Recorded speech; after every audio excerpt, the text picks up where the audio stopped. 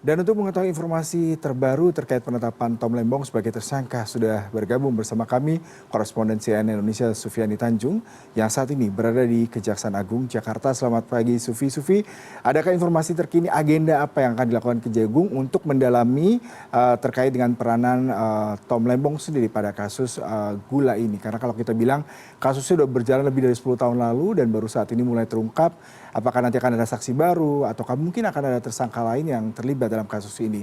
Silakan dengan laporan Anda. Ya, selamat pagi Yuda, dan memang kasus ini hampir berjalan 10 tahun betul sekali, dan penyelidikan yang dilakukan dari Kejaksaan Agung sendiri sudah melibatkan sekitar 90 orang saksi, di mana malam tadi akhirnya ditetapkan 2 saksi berubah status menjadi tersangka. Salah satunya adalah mantan Menteri Perdagangan Thomas Trikasih Lembong yang langsung dibawa ke Rutan Salemba untuk menjalani masa penahanan selama 20 hari ke depan. Dan sejauh ini memang kami dari awak media masih menunggu apakah ada update atau informasi terbaru lagi mengenai jalannya pemeriksaan yang masih terus berlangsung dan apakah nantinya akan ada penetapan tersangka. Nah, jika kita menanyakan atau melihat kembali kasus importasi gula yang melibatkan mantan Menteri Perdagangan periode 2015-2016 yaitu Thomas Trikasih Lembong ini, memang kita harus melihat bahwa kasus ini terjadi pada tahun 2015, diawali pada tahun 2015 ketika Thomas Trikasih Lembong saat itu yang menjabat sebagai Menteri Perdagangan memberikan izin importasi gula kepada sekitar 9 perusahaan swasta di Indonesia.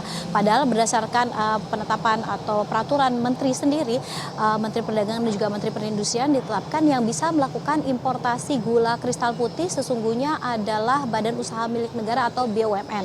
Namun pada masa itu, pada tahun 2015 itu, Thomas Trikasih Lembong justru memberikan izin pada 9 perusahaan swasta untuk melakukan atau maksud saya importasi gula kristal. Dan pada saat di tahun 2015 itu kronologisnya berdasarkan hasil pemeriksaan diketahui bahwa memang satu perusahaan dari 9 perusahaan swasta ini melakukan koordinasi untuk dan juga mendapatkan izin untuk bisa melakukan importasi gula kristal mentah sebanyak 105.000 ton. Kemudian dari satu perusahaan ini yang direkturnya saat ini juga sudah menjadi tersangka yaitu CS melakukan koordinasi dengan 8 perusahaan swasta lainnya untuk melakukan importasi gula kristal mentah ini sebanyak 200.000 ton. Pada tahun 2015 dan 2016 memang ada informasi, ada keterangan bahwa Indonesia di tahun 2016 akan mengalami kekurangan stok gula kristal putih sebanyak 200.000 ton. Dan hal ini menjadi kesempatan yang membuka lebar terjadinya kemungkinan korupsi yang dilakukan oleh pihak dari Kementerian Perdagangan dan juga 9 perusahaan swasta ini untuk bisa melakukan importasi gula kristal ke Indonesia.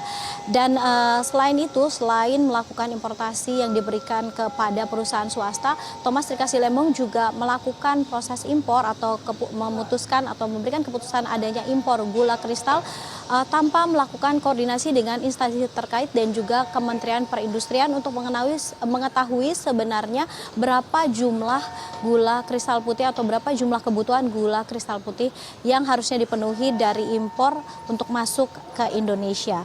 Dan dari kasus ini, dari dugaan korupsi importasi gula kristal putih ini, negara dirugikan sekitar 400 miliar rupiah dan Thomas Trikasih Lembong pun terancam hukuman pidana seumur hidup. Dan sejauh ini Yuda, kami sebagai awak media yang berada di Kejaksaan Agung masih terus menunggu perkembangan terbaru dari pemeriksaan dan juga apakah akan ada tersangka baru yang akan ditetapkan oleh Kejagung pada hari ini. Yuda. Sufiani, terima kasih untuk laporan langsung Anda. Selamat bertugas kembali.